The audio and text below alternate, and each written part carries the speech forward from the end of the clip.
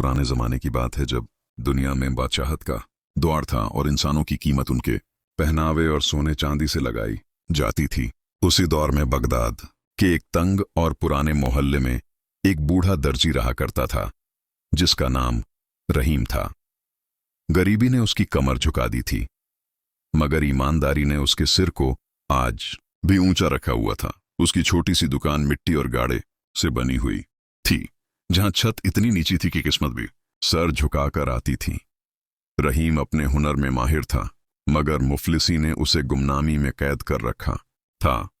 एक दिन उसकी दुकान पर एक अमीर और घमंडी सौदागर आया और एक बेहद कीमती शेरवानी उसके सामने फेंक दी। शेरवानी में सोने चांदी की कढ़ाई और नायाब मोती जड़े थे। सौदागर ने धमकी भरे लहजे में कहा कि अगर जरा सी भी गलती हुई तो अंजाम बुरा होगा। डर और उम्मीद के बीच रहीम ने काम शुरू किया। रात में जब वह शेरवानी की सिलाई ठीक कर रहा था तभी उसे अंदर एक छुपी हुई मखमली थैली मिली। जब थैली खोली तो उसमें बेशकीमती हीरे और जवाहरात थे, वही दौलत जो उसकी बीमार बीवी जुलेखा का इलाज करवा सकती थी, वही दौलत जो उसकी जिंदगी बदल सकती थी। लेकिन रहीम के अंदर का ईमान जाग उठा।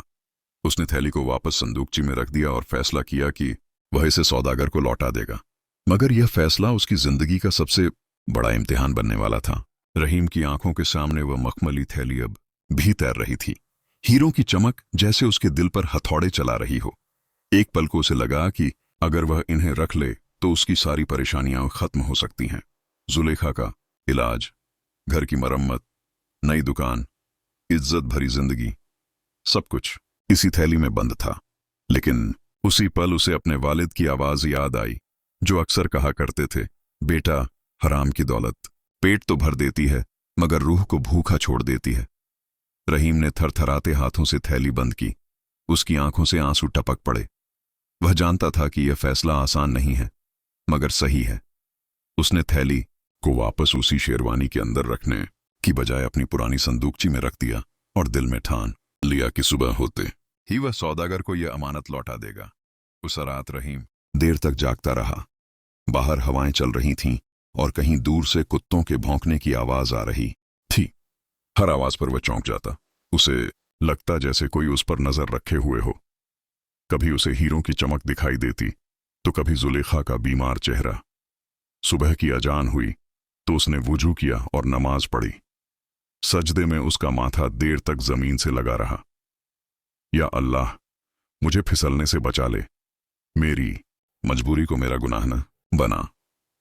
दिन चढ़ा तो उसने शेरवानी का काम पूरा किया। हर टांका बहुत एहतियात से लगाया गया था, जैसे वह सिर्फ कपड़ा नहीं बल्कि अपनी तकदीर सी रहा हो।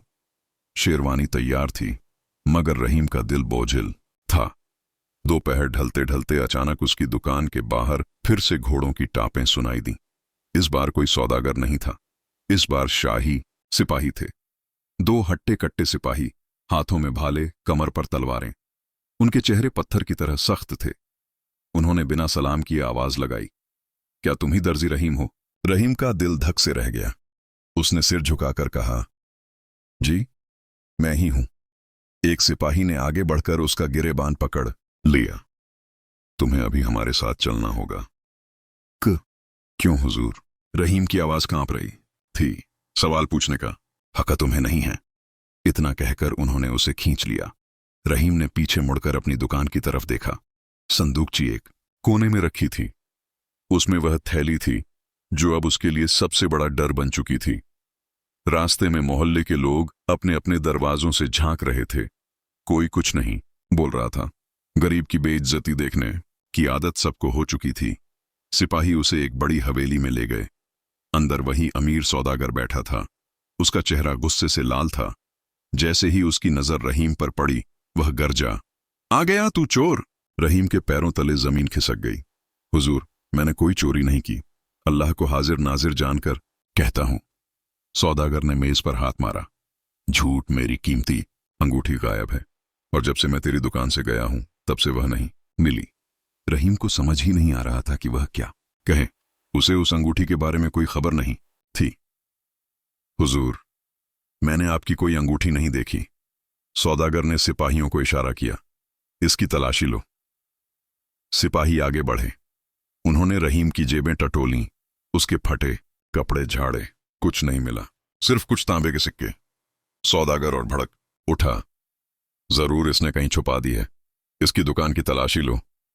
यह सुनते ही रहीम का दिल बैठ गया। दुकान का ताला तोड़ा गया, सामान उलट पुलट कर फेंका जाने लगा। कपड़े, धागे, सुइयां सब जमीन पर बिखर गए। एक सिपाही धीरे धीरे उस संदूकची की तरफ बढ़ा। रहीम की सांसें रुक गईं।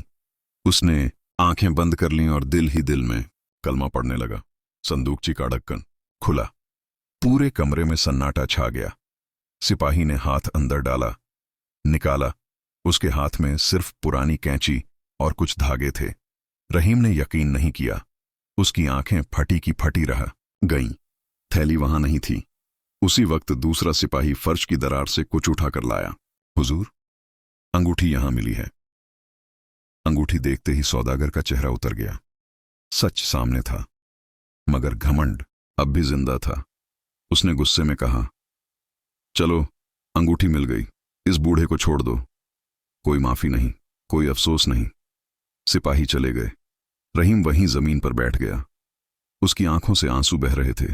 ये राहत के आंसू थे या बेबसी के, वह खुद नहीं जानता था।